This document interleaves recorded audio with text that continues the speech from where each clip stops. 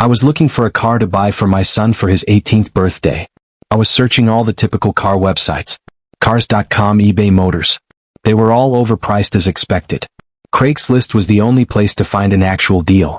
About a week into my search, I found an 03 Toyota Camry. It had 67,000 miles, no accidents, no damage, and good condition for only $3,500. This seemed like a steal for such a reliable car with such low mileage.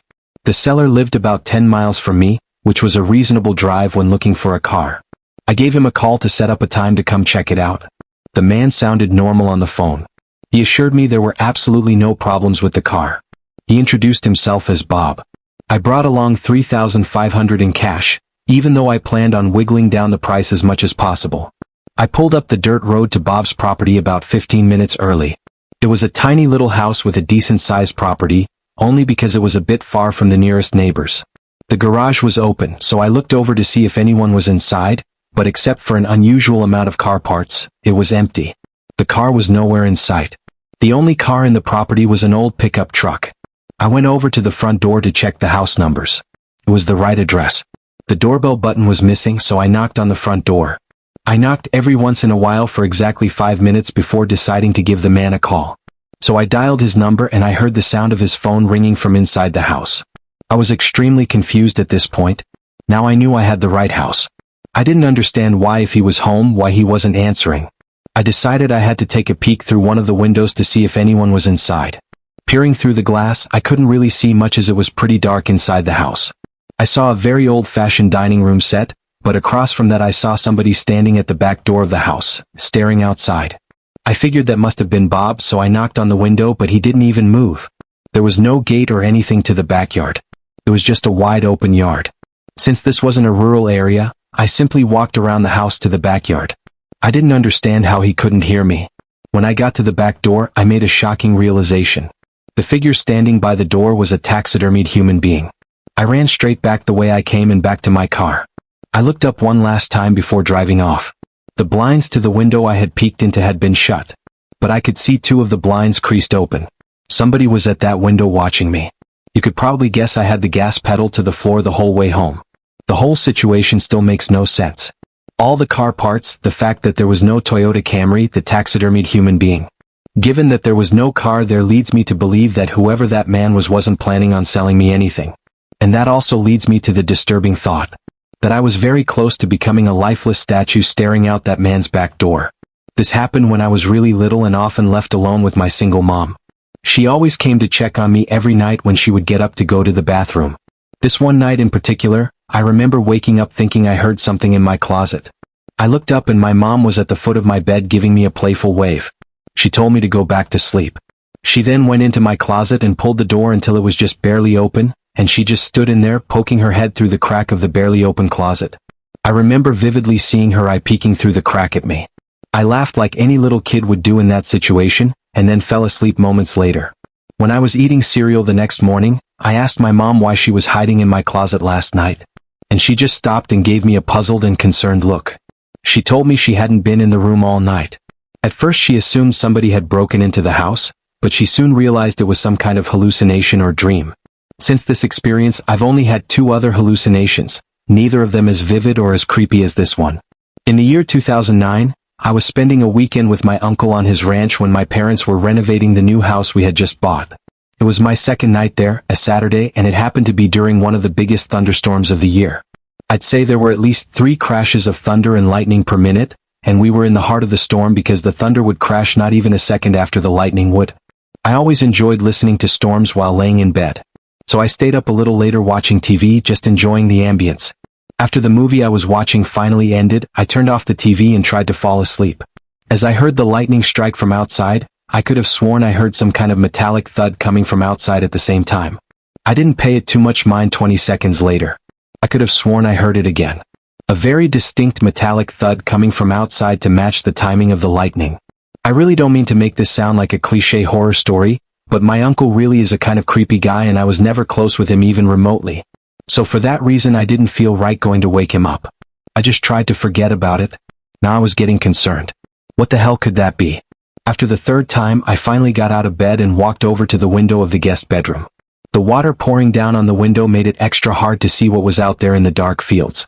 A flash of lightning momentarily lit up the property, but I couldn't see anything. However, once again the sound of a metal hit accompanied it. The sound was so close now, it sounded like it was coming from the left of the window at a blind spot. I was going to do something I knew my uncle wouldn't be happy about. It would be a bit messy, but I was going to open the window and peer outside to see if I could see what the sound was. I unhooked the window lock and slid it up, and immediately the wind of the storm blew drops of rain into the room and onto me. I stuck my head out the window and looked to the left, and at that very moment lightning lit up the property once again. And I could see a person dressed in all black, crouched down by the outside basement door with his hand raised in the air. And before the sky went dark, I caught the briefest glimpse of what the sound was coming from. The person was bashing at the basement door lock. I pulled my head in and quietly shut the window, making sure to lock it. I was in a panic. I feared he might have seen or heard me. I ran back to bed and pretended to be asleep, facing away from the window. Lightning crashed once again, but this time there was no metallic thud. My heart must have dropped as I realized this. I just stayed put in bed for the longest time, hoping whoever was out there would go away. After maybe 3 more lightning crashes without any thuds accompanying them, I thought it would be safe to go tell my uncle. I turned to face the window and screamed. There was a figure, clear as day, standing at the window looking in at me. I screamed as loud as I could and ran straight to my uncle's room. He went outside with his hunting rifle with nothing on but his pajamas, not even socks. He ran around the entire property yelling like a madman, but didn't find anyone. The next morning we were able to better see the marks on the basement door lock. It was almost bashed open, maybe 3 or 4 more good hits would have done it, according to my uncle. He was proud of me for picking up on it. Luckily I was out of there that same day. My uncle hasn't told us of any incidents since, so I think he's been okay. Not that we talked to him much at all. I'm grateful I stayed up a little later that night watching that movie, because I may have just stopped a robbery or possibly much worse. I don't care if anyone judges me, but I like to go to the movie theaters alone. My work schedule is all over the place. I often don't work weeknights. So on a stormy Wednesday night, a night not many other people would be thinking to go drive to a movie theater, I did just that. I always like avoiding crowds in anything I do. That's just how I am. It was 2017. I went to see some low-key movie that probably wasn't at the top of most people's must-see movie lists. I was the only one in the theater, just like I expected. I sat myself right in the center seat of one of the higher-up rows and put my feet up on the seat in front of me. About 20 minutes into the movie, I'd say I noticed someone a few miles down. I didn't notice them coming in. The theater was dark because the scene in the movie at the time was in a dark room. They weren't sitting in a seat like a normal person though. All I saw of them was the top half of their head peering over one of the seats to be looking in a direction that definitely was not the screen. It was still too dark to be able to tell if they were looking directly at me or not, but when the scene changed to a brighter background, the whole theater got brighter. Bright enough to see they were looking basically at me, but their face was so pale and lifeless looking and their hair messy and wiry looking. I couldn't even tell if it was a man or a woman. I'm an introvert or just an awkward person, so I didn't really want to ask if there was something wrong. I viewed that as confrontation. The screen went darker again, and at the same time the person lowered down behind the chair completely until I couldn't see them anymore. They were completely hidden from my view. I couldn't concentrate on the movie now though. I was actually very uncomfortable. Actually quite terrified. I didn't tee to get up though, I stayed put in my seat. Many scenes in the movie passed. I almost forgot about what happened. Almost. Just when I was getting back into the movie, the person's head appeared from behind a seat again, this time much closer, only like 3 rows of seats away from me. I actually let out a holy shit and a loud yell because it genuinely made me jump. Now I was able to see more detail or features in their face. They actually looked lifeless. Their eyes, motionless, hung open, but still I somehow couldn't tell if they were looking directly at me or not. Now I could better see it was a man with long, unkempt hair. I noped the F out of my seat and down the road to the exit. I had to pass the row in which the person was in to get to the exit door. As I passed the row, I looked down it, and while I expected to see the rest of the person's body sitting hunched behind the seats, instead what I saw was something you'd see in a nightmare. There was some guy basically laying on the floor, holding up a severed head perched on a stick. I didn't stick around to see if it was some sick joke or if the head was real or not. I ran for it through the exit door and I ran out of the back exit of the building to the parking lot. I drove home in a panic, heart racing. That head looked so real. I got home and did some research about possible recent murders or missing people in the area, and I found something after browsing a list of missing people in the area. I found the picture of a 17-year-old boy named Donald Watkins who had gone missing a month prior, and based on the picture I found, his face could have matched the head I saw in that theater.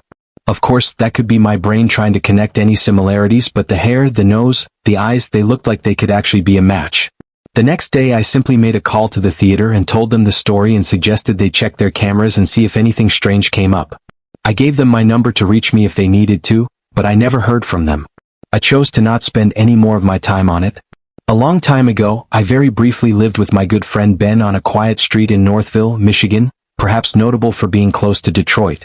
It wasn't the nicest house or block or area for that matter, but the price was unbeatable for two broke young men like ourselves.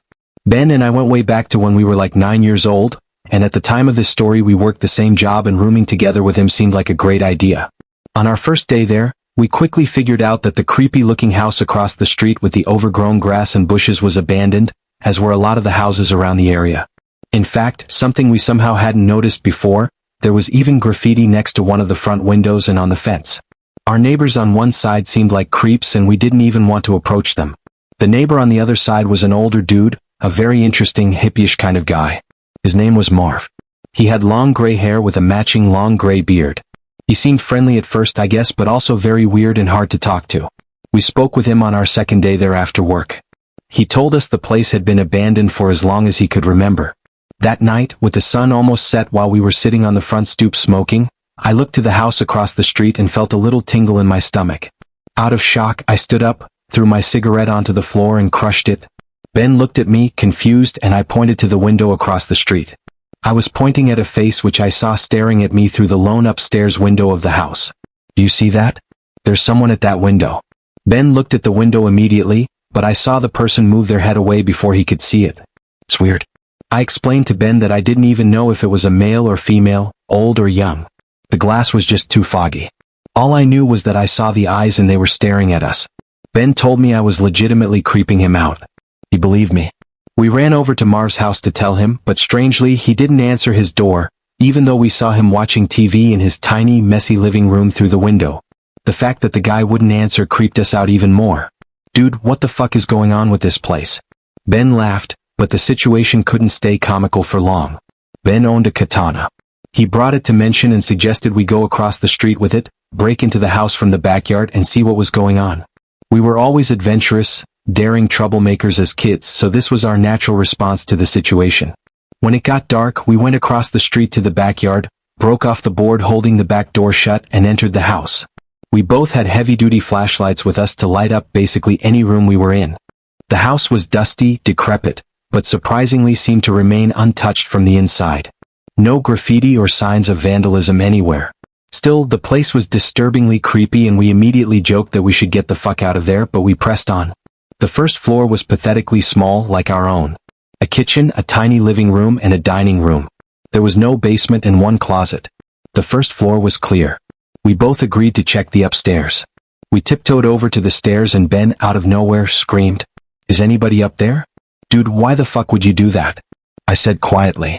Then we both froze in fear when we heard rapid stomping suddenly appear from above us. It was someone heavy and it sounded like they were running over to the stairway. I literally felt like my heart stopped. Then the one with the katana was the first to flee, grabbing my arm and hugging me with him. We went out the way we entered and ran back to the house where we saw Marv just standing by his window watching us. We didn't know what to do, he just intently stared at us as we froze to catch our breath in front of the house. We went inside, decided not to call the police, and moved out literally the next day. We explained to the landlord that the location was just too inconvenient for us, and we needed to leave ASAP. We drove away from that house and never looked back. For my son's 12th birthday, my wife and I threw him a little party in the backyard. We invited the whole family as we usually did for any of our kids' birthdays, and let him invite all of his friends too. We live in rural New Jersey, so our backyard connects to forest on two sides.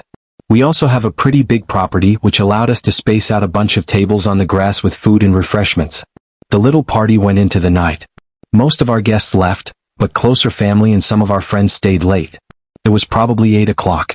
The mosquitoes were out in full force, so I decided to run over to the shed at the far end of the backyard by the woods to fetch the tiki torches. I grabbed like 6 torches and set them on the grass while I went back in to look for fuel. However, while I was in the shed, I heard steps in the woods. I stopped what I was doing to take a look out there, but honestly it was just too dark to see out into the woods. After finding the fuel, I went back to the part of the yard everyone else was at and pitched the torches into the ground. The 6 torches gave off a decent amount of light while keeping us safe from the blood-sucking pests. There were about 6 kids left, including my son, and they all wanted to play hide and seek in the woods. My wife and I allowed it, just making sure to tell them to stay close to the tree line. My son and his friends went to play their little game in the woods, which left the rest of us to sit in peace for a little bit. It was a solid 15 minutes of talking with relatives and hearing the kids laughing and yelling in the near distance out in the woods. But all of a sudden the yelling turned to screams, concerning sounding screams from the kids. All of us looked at each other, sitting up in concern. The kids one by one came running out of the woods, yelling that there's something in there. We don't have bears or any big predatory animals around here, so that was not the first thing we assumed it to be. I told all the kids to stay near the patio area. My brother Dom and I, being the biggest men there, decided to go investigate. We took a couple flashlights and off we went into the pitch-black woods. The only sounds we heard around us were crickets and other night bugs. So we went deeper, and that's when we started to hear something else. It sounded like an animal at first, but as we followed the sound to get closer, the sound started to become more human-like. We continued to walk, and we agreed we both had the feeling that we were being watched, like stalked. I put my arm out to stop Dom. Standing in the silence now, the best way I could describe the sound we were hearing was a moaning, angry kind of sound. It sounded human, but it was a bizarre sound. Then a few cracks of the leaves on the ground ahead of us. We aimed our lights over there. And there was someone or something behind the tree. The moaning sound stopped. Dom stepped forward and called out. What happened next was textbook horror movie stuff.